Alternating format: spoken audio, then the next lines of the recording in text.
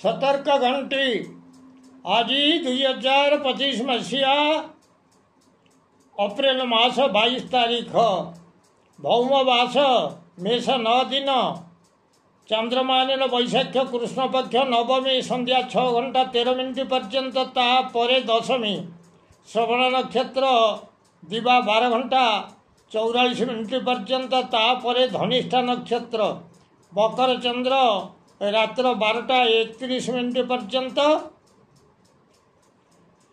शुभ योग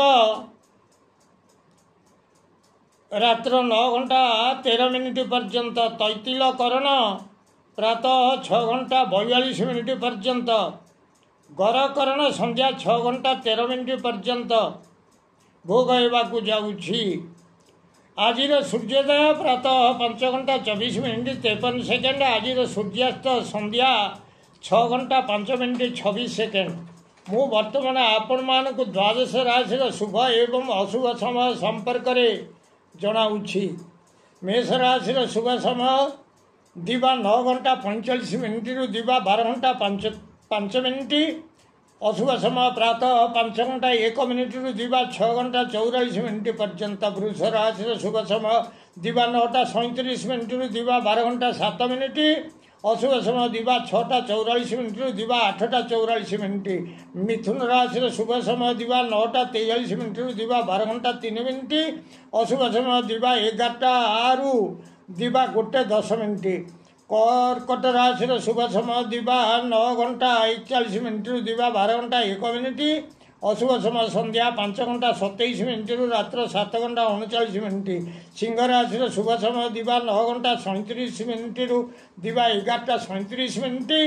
अशुभ समय रात्र 12 घंटा रु रात्र 1:53 मिनिट पर्यंत। कन्या राशि शुभ समय दिवा 9टा 39 मिनिट रु दिवा 11टा 59 मिनिट। अशुभ समय रात्र 3 घंटा 29 मिनिट रु प्रातः 5 घंटा 1 मिनिट। तुला राशि शुभ समय दिवा 9 घंटा 44 मिनिट रु दिवा 11टा 54 मिनिट। अशुभ समय दिवा 3 घंटा 19 मिनिट रु संध्या 5 घंटा 27 मिनिट। वृष राशि शुभ समय दिवा 9 घंटा 43 मिनिट रु दिवा 11टा 52 मिनिट। अशुभ समय रात्र 7 घंटा 39 मिनिट रु रात्र 9 घंटा 54 मिनिट।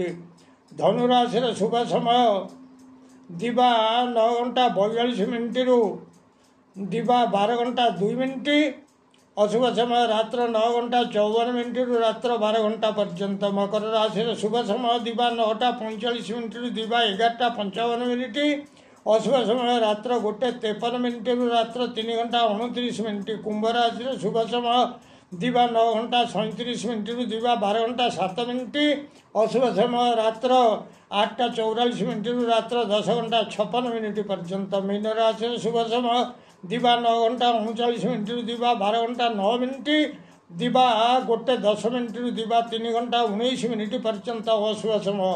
प्रिय भ्राता ओ भगिनीगण, जदि आपण मानक ये वीडियो भल लगुए ताले आपण वीडियो को सब्सक्राइब करंतु, शेयर करंतु एवं लाइक मध्य करंतु।